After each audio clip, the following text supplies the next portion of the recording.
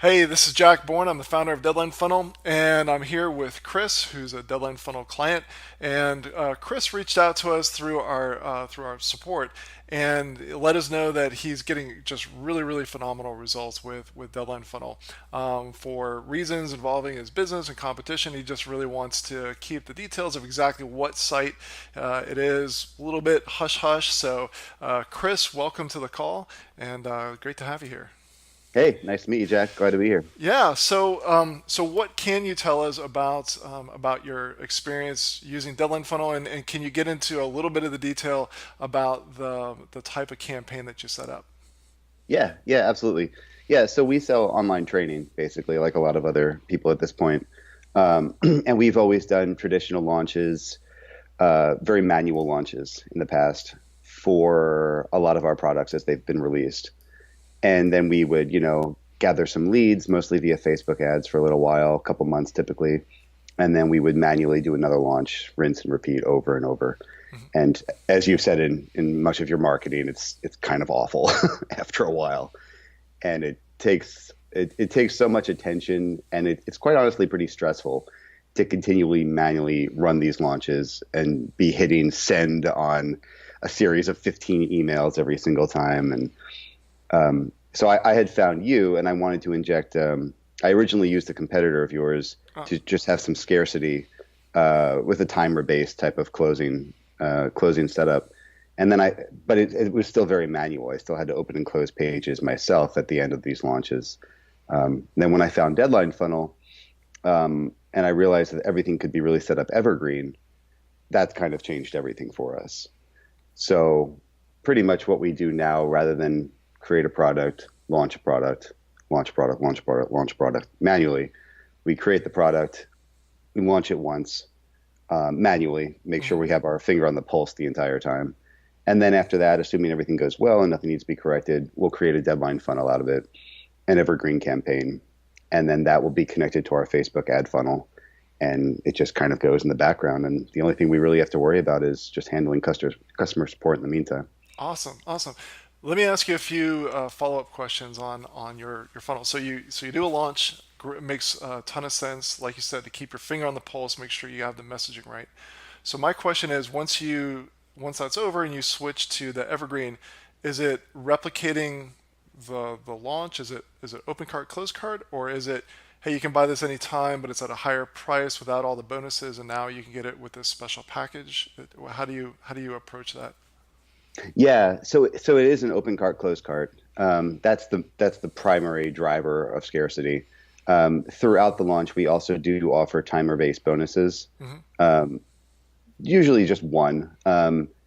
And we don't I don't we don't typically actually employ deadline funnel functionality to accomplish that.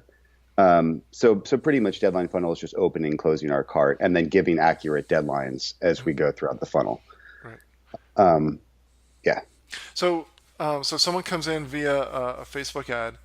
I would assume they're opting in for something, some sort of free something, or the videos themselves, right? exactly. Okay. Yeah. And then it's at that point that the tracking starts, and so their deadline is already predetermined as soon as they're in the sequence, in that launch sequence, right? Yeah, so we use Ontraport, and I don't know how much you're familiar with Yeah. Ontraport, but they have their new campaign functionality now, Oh, I did which not know is that. Okay. oh yeah, so they used to just only have sequences, which were very much a linear progression as far as creating a campaign map. Now it's much more of I guess, a node-based schematic setup that they have, so you can do a lot more with it, Right. especially integrating something like Deadline Funnel.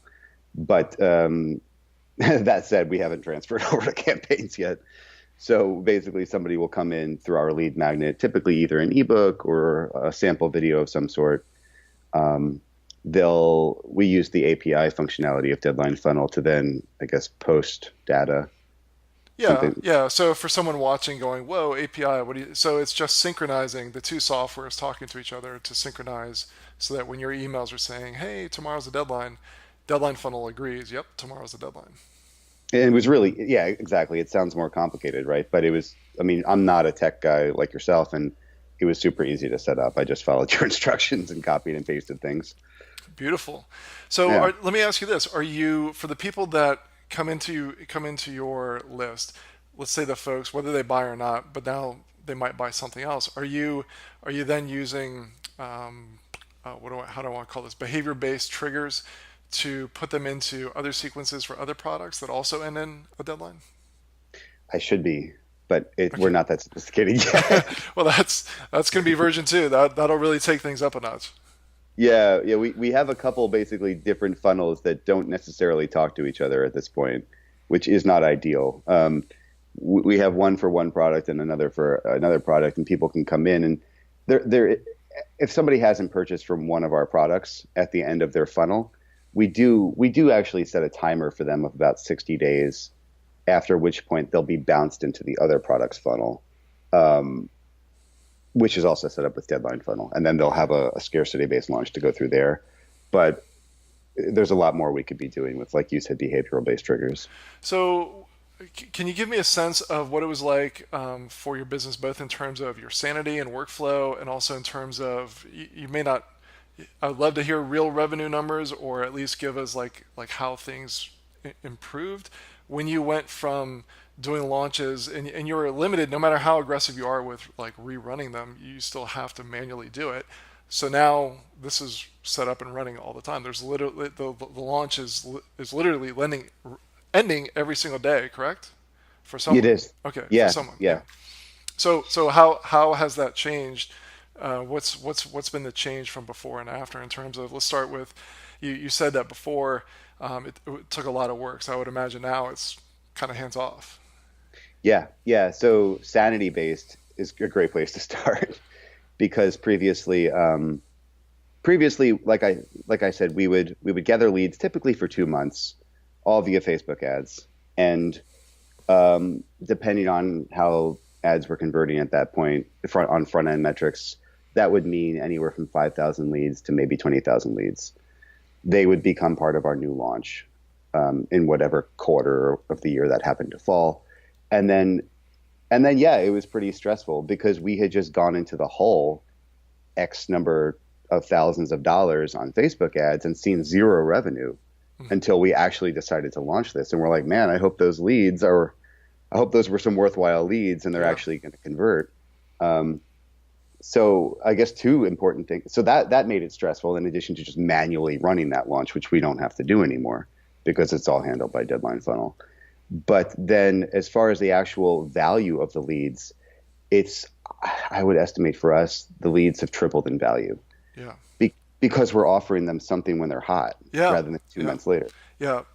You might have seen the case study from Nick, where he did, his story is very similar to yours, and what he found was that even waiting a few weeks from when they join the list to when you're saying, okay, the cart's open, they can, they're interested, they're going to go get something else, or they're going to move on to something else. Their interest decreases very quickly. And Mhm. so by the time you were getting around to running your launch, some of those high quality leads had suddenly become average quality or low quality leads, because Absolutely. they they were interested 3 months ago, but now not so much. What about, so you mentioned that the value of your leads tripled. Can you share any sort of metrics about like how that's changed your business overall?